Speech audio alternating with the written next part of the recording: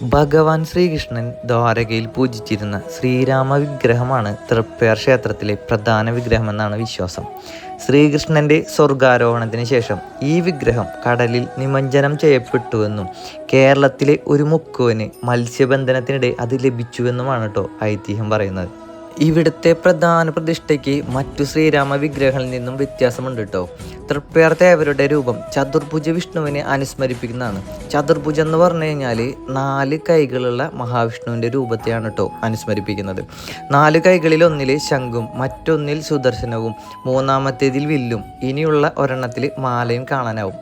ഈ വിഗ്രഹത്തിന് ശൈവ ചൈതന്യവും ഉണ്ടെന്നും വിശ്വസിക്കപ്പെടുന്നുണ്ട് അതുപോലെ തന്നെ വിഗ്രഹത്തിൻ്റെ ഒരു കൈയിൽ കാണപ്പെടുന്ന മാല ബ്രഹ്മചൈതന്യത്തെയാണ് സൂചിപ്പിക്കുന്നതെന്നും പറയപ്പെടുന്നു. ആ ഒരു അർത്ഥത്തിൽ ത്രിമൂർത്തി ഭാവത്തിൻ്റെ ഒരു പ്രതീകം കൂടിയാണ് നമ്മുടെ തൃപ്പയാർ തേവർ. വീഡിയോ ഇഷ്ടപ്പെട്ടു കഴിഞ്ഞാൽ ഒന്ന് കമൻറ്റ് ചെയ്യുക, ലൈക്ക് ചെയ്യുക, ഷെയർ ചെയ്യുക